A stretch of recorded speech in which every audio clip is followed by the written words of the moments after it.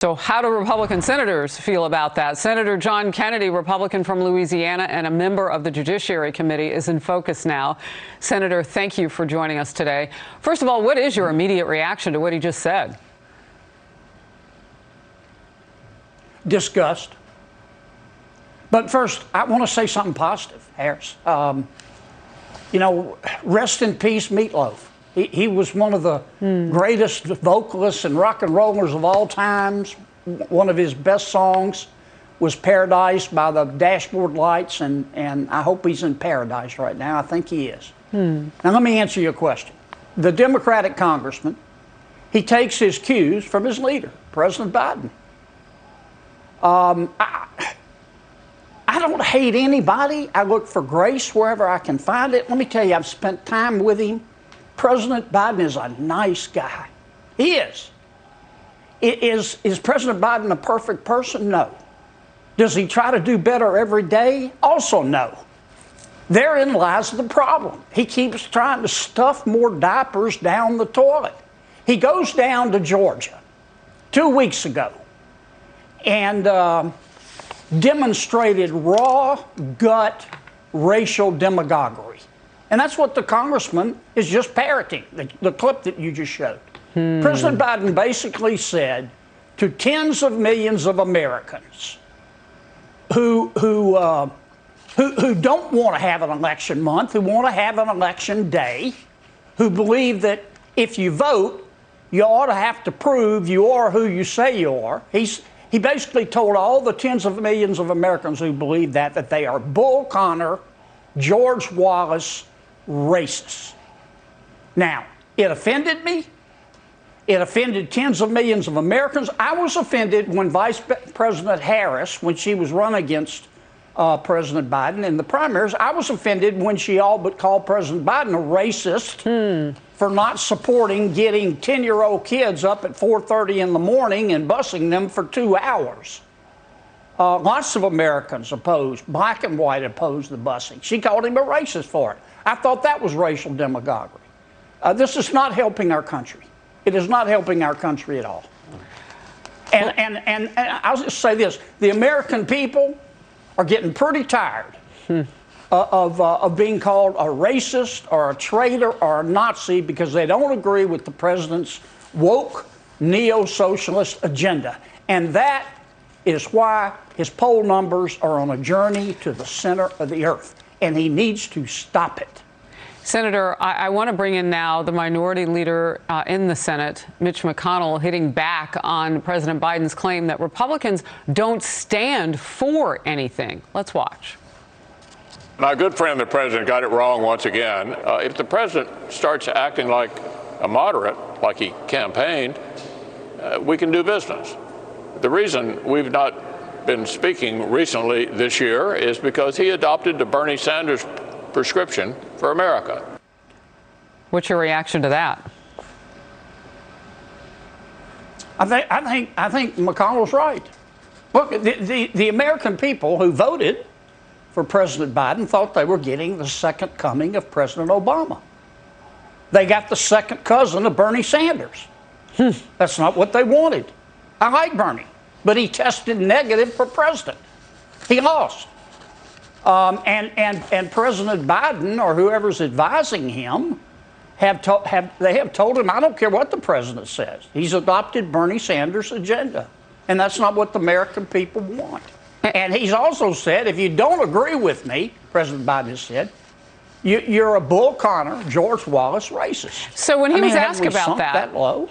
When he was asked about that, the senator, he said, well, I didn't say that. I'm sure you saw the exchange. It was pretty nasty. I saw it, yeah. In terms of attitude from the president, because he was trying to correct the reporter for asking him the question correctly. The reporter said, you know, are they in the same lane? Are they in the same, do they have the same sort of tinge as that? I'm paraphrasing the reporter now, and the president said, I never said that, blah, blah, blah. But he did say it. He didn't call somebody that name. He said they would be just like that person. Well, there's, I guess, a shade of difference there, but he's more concerned about the question and answer period on that than actually what's happening, it would seem. I want to get to you on this. Massive backlash against former Clinton Labor Secretary Robert Reich. He tweeted that Democratic senators should have given Senator Kyrsten Sinema, quote, unquote, the backs of their hands after she refused to vote in favor of blowing up the filibuster. One tweet says, feminists sure got quiet on this one. A friend of the show, Jason Rantz, wrote, well, this is Robert Reich saying Democrats should assault a female senator because the Democrat Party is the champion of women. Uh-oh. And some high snark here from Robert Reich himself. Or not from him, but about him. Robert Reich is 411. If he wanted to, 411, excuse me, if he wanted to backhand Sinema, he'd need a set of doggy stares. Wow. Senator Reich deleted and clarified that tweet. He claimed the conservative media distorted his words. Senator Kennedy. Mm-hmm. Your response to all of it? Here's my response. To former Secretary Reich, I would say, you can only be young once, but you can always be immature. And I think he just demonstrated that maximum. I mean, nobody pays attention to him, and I'm sorry he said it. Let me say a word about Senator Sinema. We agree on some things, we don't agree on others. Here's my experience with Senator Sinema. She's whip smart, she's very independent, she's charming, she loves her people, and she's tough as a boot. And they can beat on her, they can hit her with everything but a chair. And she's going to do what she thinks is right, and that's what she did. Wow. There's a violence. And if it wasn't for double standards, among my woke friends, there wouldn't be any standards at all. Senator, there is a violent tinge to this, though. And I guess, in looking at this from the party in particular, and both parties do this, they say that everybody should be treated the same and that there should be nonviolence and nonviolent protesting, so on and so forth. But there might be some hypocrisy on the other side of the aisle on this one. Your quick take on that, and we'll move on. I think there's probably hypocrisy on both sides of the aisle on that.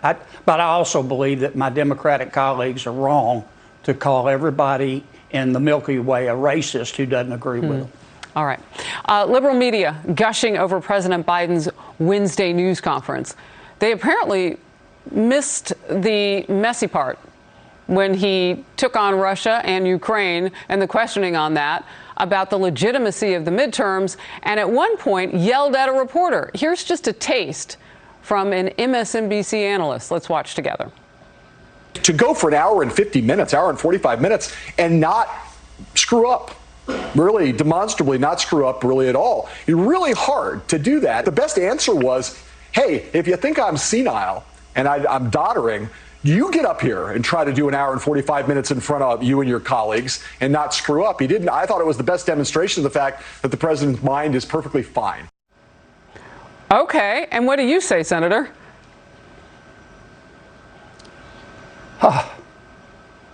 Well, the author there must have missed the part about Ukraine. I mean, what the president said about Ukraine was dangerous and stupid. I mean, he basically, at least I think this is what Putin heard. He said, if you go in and it's a minor incursion, the penalties won't be as bad. Now, the White House will deny he said that, but that's what he said. I heard it. Everybody heard it.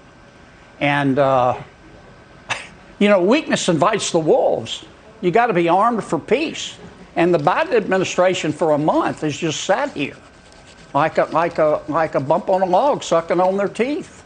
Here's what President Biden should have said to Putin right away, as soon as he saw the first troops on the border. He should have called him. He should have said, Vladimir, I don't want to mess in your country's affairs. But we're thinking at some point about allowing our friends in Ukraine to join NATO, their allies, and don't go in. I'm taking no options off the table. And if you go in, you'll regret it. And if you go in, I and all of my allies will teach you about time travel and knock you into next week. Now, do I support sending troops into Ukraine? No. But why did the president take that off the table? And now Putin thinks we're weak. I can't see anything the Biden administration. Well, no, and I can't see anything that President Biden has done to put together a coalition to stand with us. I mean, where's France? Where's Germany? Where's Canada? Where's Japan? Where's South Korea? You know, Secretary Blinken should have put together this coalition, all of our freedom-loving, democracy-loving allies, and we need to hold a joint press conference held by President Biden saying, Mr. Putin, we're together. Don't do this. And if you do it, you're going to regret it and take no options off the table. That would be remarkable. And I'm wondering if the president would listen to you on that one. It's not that. And if it's too late. I mean, late. it's common sense. I mean, my parents taught me that it's never too late to do something great. I would. Well, I hope it's not too late. Yeah. These are high stakes. They are indeed, and you have laid it out beautifully for us today. You, General Keane, telling us, showing us what's next, potentially because of what happened just a few days ago, just a couple of days ago, just in terms of how we might have been able to change it, or still could. I mean, they could still do all of the things you just suggested. Senator Kennedy of the great state of Louisiana, thank you for being in focus on this Friday. Thanks, Harris.